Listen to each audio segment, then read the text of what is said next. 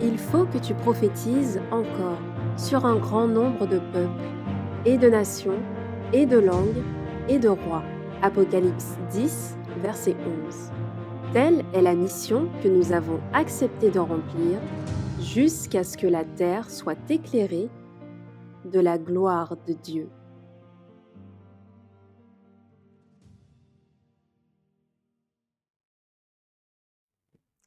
Bonsoir à tous et bienvenue pour cette nouvelle partie d'initiation sur la santé où nous avançons chaque jour sur les différents médecins de Dieu.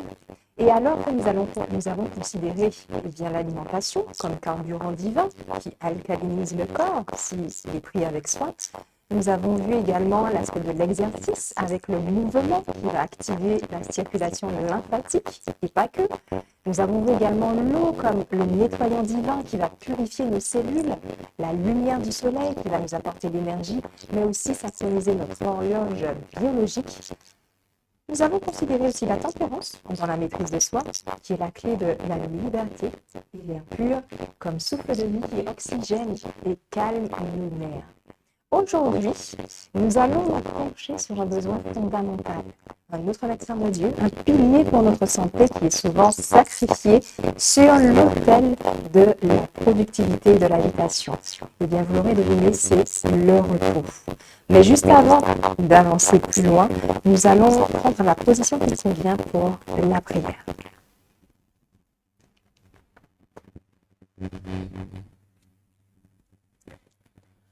Père éternel, merci pour le don du repos que tu as pourvu pour chacun de nous. Merci à ces moments que tu nous fais grâce de pouvoir passer ensemble au travers de ce séminaire. Et alors que nous allons considérer ce médecin supplémentaire, ouvre notre entendement. Accorde-nous ta sagesse et que nous puissions comprendre les messages que tu as pour nous afin de pouvoir les appliquer dans nos vies. Et ce sont les grâces que nous te prions dans les mérites de Jésus. Amen.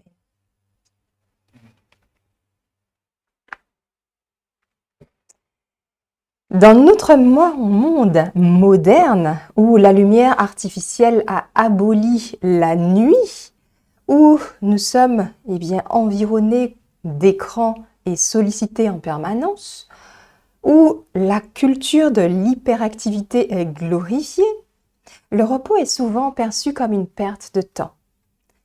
Et où la culture, finalement, nous conduit plus à considérer ce temps de repos comme un luxe ou une faiblesse. Mais si je vous dis que le repos n'est pas le contraire de l'activité, mais plutôt son complément indispensable. Si je vous dis que c'est lorsque nous dormons que notre corps se répare, c'est lorsque nous dormons que notre esprit se régénère et que notre âme se connecte à sa source. Le repos quotidien et hebdomadaire, y compris le jeûne modéré pour soulager l'estomac, sont des dons divins essentiels pour la santé, l'équilibre et la communion avec le Créateur. Le sommeil n'est pas un état passif, une simple pause dans la journée, non. C'est un processus actif, complexe, une véritable usine de réparation interne qui travaille à plein régime lorsque nous dormons. Le corps donc se régénère. Il favorise la multiplication cellulaire pendant le sommeil. C'est dans ces heures bénies que notre corps accomplit des miracles de maintenance, de régénération. Slide. Durant la nuit, notre corps fonctionne comme un atelier de réparation interne. Pendant que nous dormons, notre corps ne se repose pas complètement en réalité. Il travaille pour nous. C'est comme une petite équipe de réparation qui se met en action. Cellule après cellule pour effacer les traces laissées par la journée, c'est-à-dire le stress, la pollution, la fatigue, toutes les activités qui constituent la vie en somme. Pendant le sommeil, Dieu a prévu un programme de restauration. Les cellules abîmées sont réparées ou remplacées. Les muscles se régénèrent. Les os se renforcent et les tissus se reconstitue. C'est une véritable cure de jouvence quotidienne que le Créateur nous offre gratuitement chaque nuit où nous dormons. Mais ce n'est pas tout. Lorsque nous dormons, notre corps fabrique davantage de protéines qui servent à réparer les tissus et également à nettoyer les toxines qui se sont accumulées aussi dans notre cerveau. Il y a également le rééquilibre qui est fait au niveau hormonal. Le résultat, c'est qu'au réveil, nous avons plus d'énergie, plus de clarté mentale et une humeur plus stable. Un bon sommeil, c'est aussi un puissant allié pour notre système immunitaire. Pendant la nuit, le corps va produire des molécules de défense qu'on appelle les cytokines. Et celles-ci vont aider à combattre les infections. Et elles vont renforcer les cellules de protection également qui s'appellent les cellules T. Lorsque l'on manque de sommeil, ces défenses vont s'affaiblir. L'inflammation dans le corps va augmenter. Et le terrain sera propice à de nombreuses maladies, comme le diabète, les maladies cardiovasculaires et encore l'obésité. Mais ce n'est pas tout. Notre sommeil prend aussi soin de notre cerveau. C'est-à-dire que durant la nuit, des petites cellules appelées les microglies vont nettoyer les déchets qui réparent les connexions au niveau des neurones. Et c'est grâce à elles que notre mémoire va s'améliorer, que notre concentration va se renforcer et que notre esprit sera donc clair et équilibré. Alors donc oui, le fait de dormir, ce n'est pas une perte de temps, ce n'est pas un luxe, c'est investir dans sa santé, dans sa vitalité, une meilleure mémoire, une meilleure compréhension, etc. Et juste pour voir si vous suivez, si vous êtes attentif, puisque nous n'avons pas encore beaucoup avancé pour l'instant, si je vous dis en quoi le sommeil est-il essentiel à notre santé mentale et émotionnelle?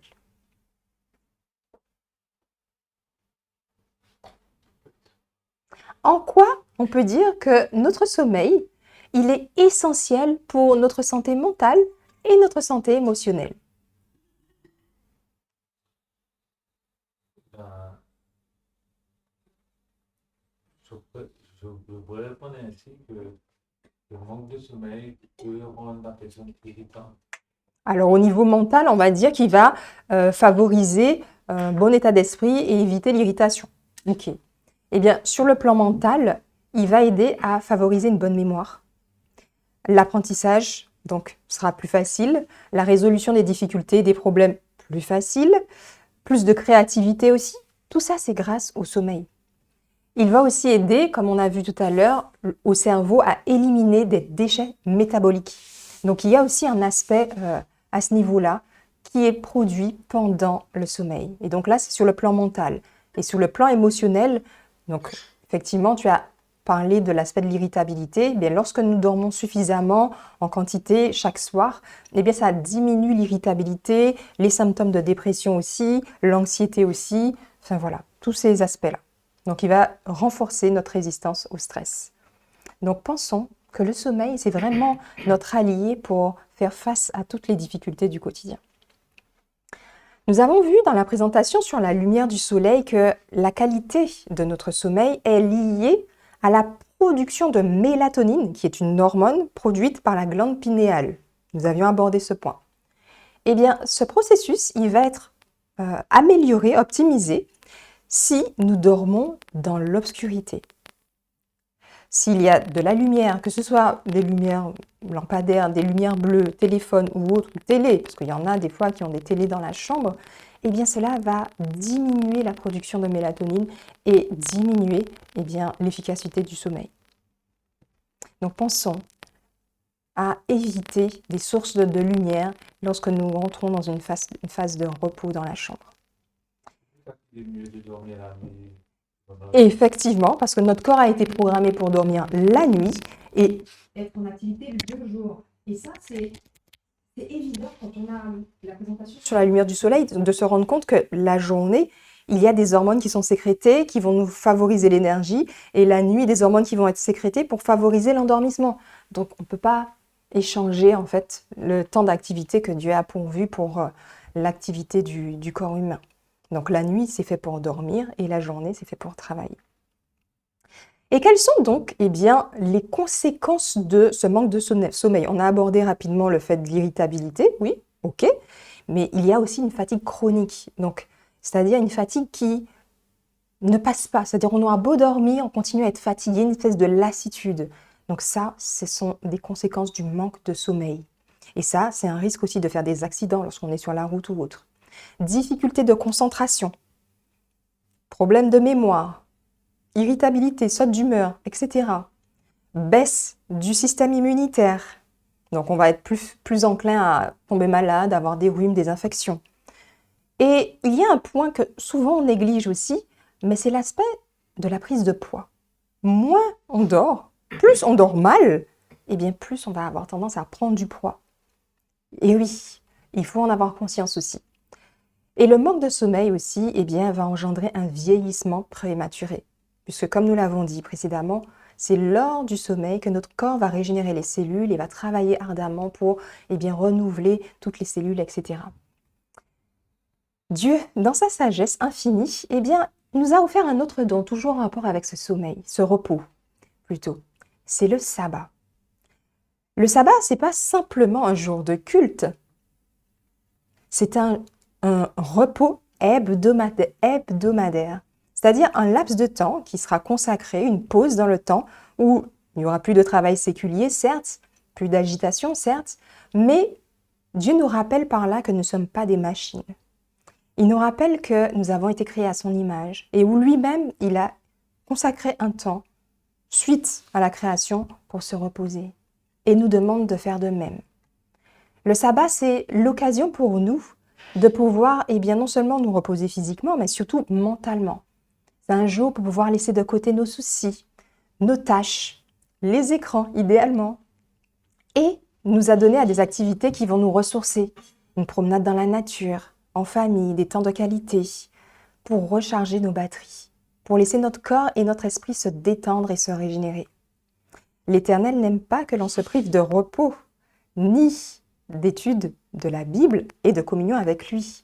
Et le surmenage est pour une bonne cause n'est pas le plan de Dieu pour nous. Slide. La messagère du Seigneur nous dit dans l'ouvrage « Avec Dieu chaque jour », bien que le temps soit court et que le travail qui nous reste à faire soit immense, l'Éternel n'aime pas que nous prolongions nos activités au point de nous priver de moments de repos, de nos heures d'étude de la Bible, de notre communion avec Dieu. Ces instants-là sont essentiels pour fortifier notre âme et nous disposer à recevoir la sagesse divine qui nous permettra de faire le meilleur usage possible de nos talents au service du Maître. Donc le sabbat est bien plus qu'un simple repos physique, un arrêt séculier, c'est un temps privilégié pour nous reconnecter à Dieu, à nous-mêmes et aussi aux autres. C'est un jour pour la prière, la méditation, l'étude de sa parole, le culte en église. C'est un temps pour se souvenir que notre Créateur est merveilleux et lui exprimer notre gratitude et approfondir notre relation avec lui. Dieu nous dit en Marc, le chapitre 2, le verset 27, « Le sabbat a été fait pour l'homme et non l'homme pour le sabbat. » Le sabbat est donc un don de Dieu pour l'homme, un jour de joie, de repos, de bénédiction, destiné à notre bien-être mental, physique et spirituel. Donc, pour l'instant, sur ce médecin, ce remède de Dieu, qu'est le repos, nous avons vu le repos hebdomadaire, le repos quotidien, dormir, le repos hebdomadaire avec le sabbat. Mais ce n'est pas tout, il y a encore une autre façon de toujours, magnifier ou utiliser ce repos que Dieu nous confie comme remède. Et à savoir, le jeûne. Le jeûne, comme le sommeil du sabbat, c'est une forme de repos pour nos organes digestifs. Et les excès alimentaires vont surcharger l'estomac, ce qui va nuire à la santé. Le fait de supprimer 1 ou 2 repas ou pratiquer une courte cure de fruits va permettre aux organes de pouvoir se reposer aussi. Et cela va favoriser la régénération. Ainsi, Le jeûne modéré s'intègre parfaitement au rythme de repos quotidien hebdomadaire. Et la messagère du Seigneur nous dit, en rayon de santé, à la page 114 et 115, ce qui suit. Les excès dans le manger sont souvent une cause de maladie. Ce dont la nature a le plus besoin dans ce cas, c'est d'être délivrée de la charge excessive qui lui a été imposée. Dans beaucoup de maladies, le meilleur remède est de supprimer 1 ou 2 repas afin que les organes digestifs surmenés puissent se reposer. Une cure de fruits pendant quelques jours produit souvent d'excellents résultats chez les intellectuels. Très souvent, la guérison est obtenue par une courte période de jeûne suivie d'un régime simple et modéré, le tout secondé par les efforts de la nature. Un régime frugal pendant 1 ou 2 mois persuaderait bien des gens que le chemin du renoncement est aussi celui de la guérison. Amen. Dieu nous parle par sa messagère et nous montre que, effectivement, le jeûne aussi, que ce soit pendant quelque temps ou que ce soit le fait de supprimer 1 ou 2 repas, est aussi un moyen de favoriser une bonne santé. Donc nous avons vu le repos hebdomadaire, le repos quotidien, le repos alimentaire. Et maintenant, concrètement, voyons quelques actions pour pouvoir mettre en pratique tous ces moyens que Dieu nous met à disposition pour améliorer notre santé. Slide.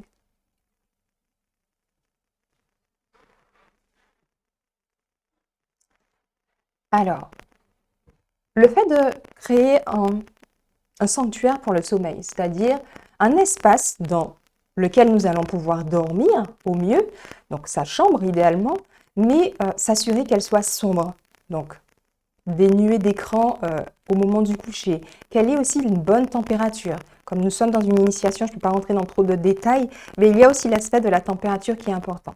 Il ne faut pas que la chambre soit au-delà de 20 degrés, sinon ça va aussi favoriser que le sommeil soit de moins bonne qualité.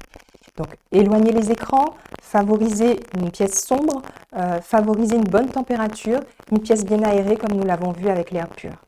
Et autrement, nous pouvons aussi mettre en place une routine. Le fait de savoir qu'on va se coucher de telle heure chaque jour, eh bien, avant, on va prendre une tisane, prendre un bain à telle heure, d'installer une routine qui va favoriser l'apaisement et l'endormissement. Deuxièmement, il y a la préparation du sabbat, puisque nous avons vu que le sabbat est le repos hebdomadaire. Donc le fait de terminer ces tâches domestiques et autres pour entrer le vendredi soir dans un repos sain et libre dans l'esprit, il nous faut organiser tout cela. Donc pensons à préparer le sabbat afin de pouvoir être mentalement disponible pour comprendre, écouter et entendre la voix de Dieu. Et en troisième point, le fait de pratiquer un jeûne modéré. Ce peut être mensuellement, ce peut être à l'occasion, ou quand nous avons une cure à faire parce qu'il y a une pathologie ou autre, mais ce peut être aussi au quotidien, le fait d'adopter le jeûne intermittent, où là on va supprimer 1 des 3 repas, ce qui va favoriser un laps de temps où notre estomac va rester plus longtemps en repos. Et ceci va offrir à notre système digestif un repos et qui va favoriser le renouvellement cellulaire et une meilleure santé. Le repos n'est donc pas un luxe, encore une fois, c'est un commandement divin, un don pour notre bien-être. En choisissant de respecter le repos quotidien, le repos hebdomadaire, le repos digestif, on ne fait pas simplement du bien à notre corps, mais aussi à notre esprit. Et on honore par là notre Créateur. Alors, sommes-nous prêts à embrasser ce remède divin, à faire du repos notre sanctuaire pour régénérer notre corps et favoriser un meilleur état d'esprit? Amen. Si c'est le cas pour tout le monde, je nous invite à prendre la position qu'il convient pour la prière.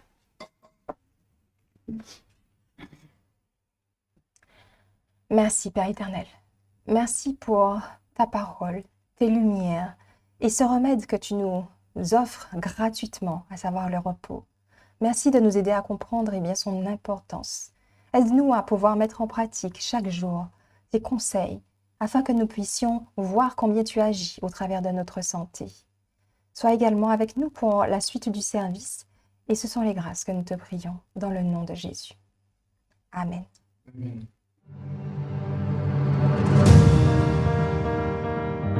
Merci d'avoir écouté cette présentation. Si vous souhaitez prendre part à la mission que Jésus-Christ confia à notre Église, contactez-nous via les coordonnées présentes sur la page à propos de notre chaîne YouTube